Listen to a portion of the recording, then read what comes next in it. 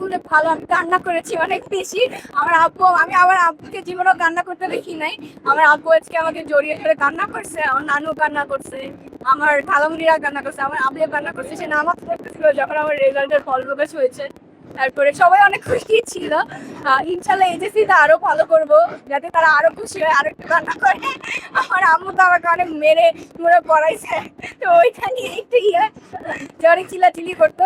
তারপরে কিন্তু সে চিল্লাচিল্লি করছে বলেই আজকে ভালো রেজাল্ট করছি, না হলে তার সম্ভব হয়ে উঠতো না। আমার আম্মুর অনেক অবদান, তার জন্য কোনোভাবে রেজাল্ট খারাপ আসতো, বাবা মার সাথে কিভাবে যেতেন? আমার আব্বু আম্মু সবসময় বলছে যে তুমি যেটা তোমার বেস্ট তো সেটাই দিয়েছো, এখন যদি রেজাল্ট ভালো না হয় এটা আল্লাহ চেয়েছে, যদি হয় নাই। এখন যদি ভালো হয় সেটা আল্লাহ চেয়েছে। এখন আমার আব্বু কখনোই এরকম প্রেশার দেয়, মানে মারছে ঠিক আছে, বাট বাবা অনেক বলছে যে হচ্ছে এটা নিয়ে কোনো টেনশন করার দরকার নেই, যেটা হবে আল্লাহ চাইলে ভালোর জন্যই হবে। কার থেকে সবচেয়ে ভালো পেতেন, বাবা নাকি মা?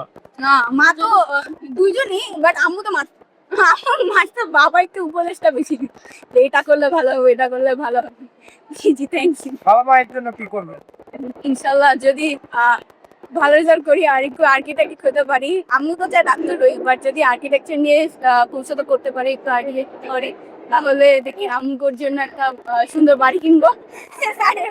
তারপর একটু বাইক চালানো শিখবো, নিজের বাড়ি থাকা বাইক কিনবো।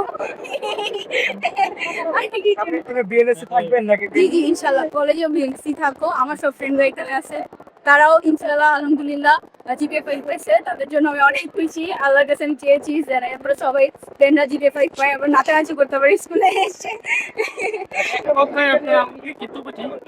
আর আম্মু তো আমি থ্যাংক ইউ বলতে চাই যে সে আমার সাথে এত চিল্লাচিল্লি মারামারি করছে, না হলে পারবো কেন, তো ভালো রেজাল্ট করতে পারতাম না। আলহামদুলিল্লাহ যা করছে আল্লাহ অনেক ভালোর জন্য করছে। আল্লাহ আসলে দিছে দেখি আজকে এটা পসিবল হয়েছে, না হলে পসিবল হতো না।